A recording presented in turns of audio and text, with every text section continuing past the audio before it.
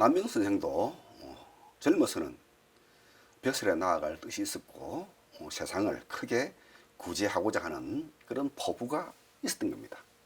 그래서 20살부터 30살 정도에 이르기까지 3번 과거에 응시하게 되는데 그 3번 모두 1차 시험에서는 1등 또는 2등으로 합격을 하였지만 본고사인 2차 시험에서 낙방하였던 것입니다.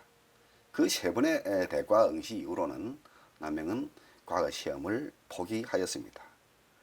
결정적인 이유는 19살에 이미 기묘사화가 있어서 그것에 대한 어떤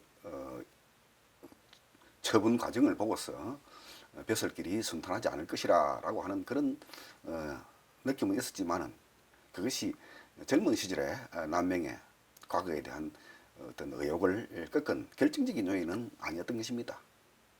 근데 남명이 30세 무렵부터는 과거에 나아갈 뜻을 완전히 끊은 것으로 볼 수 있겠는데, 남명 스님이 과거에 나아갈 뜻을 완전히 끊고 난 다음에 몇 년 지나지 않았어 임금으로부터 벼슬에 제수하는 교지가 내려오게 됩니다.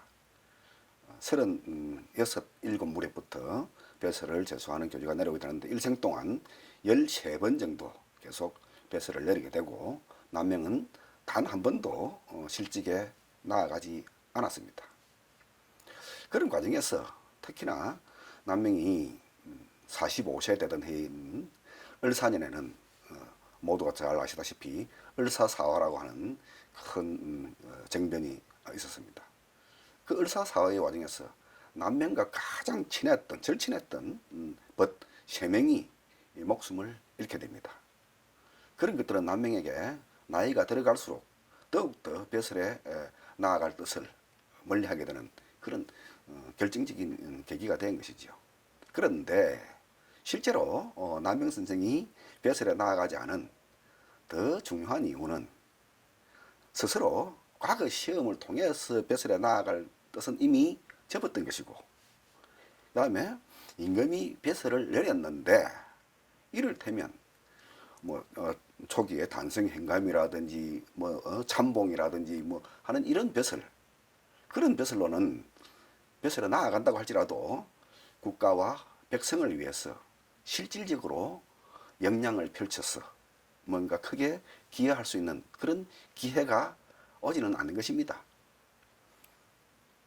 우리가 잘 아시다시피 남명 선생이 세상을 떠나고 나서 곧바로 선조가 남명에게 내린 벼슬이 사관원 대사관이었습니다.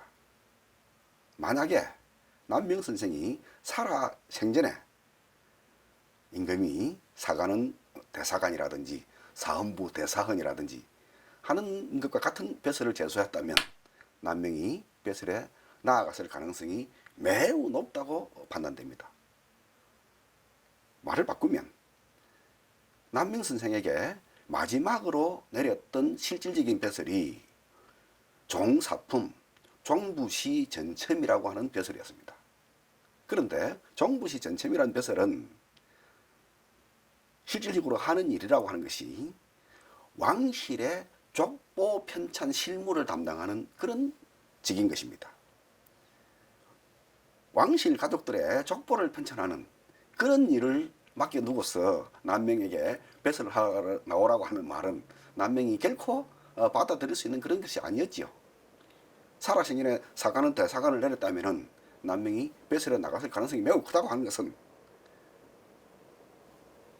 그곳에 나아가면, 그 직에 나아가면 국가와 백성을 위해서 잘못된 정치의 패단을 바로잡을 수 있는 많은 기회가 올 수 있었던 것이죠. 그런데 남명 선생은 살아생전에 임금도 그 벼슬을 내리지 않았고 조정의 어떤 대신들도 남명에게 그와 같은 벼슬을 내려야 한다고 추천하지 않았습니다. 이유는 간단하겠죠. 만약에 살아생전에 남명 선생에게 그런 벼슬을 제수했다면 많은 사람들이, 현직 정치인들이 남명에게 탄핵을 받았을, 크게 다쳤을 것이고 사화와 비슷한 그런 화가 다시금 발생했을지도 모르는 일입니다.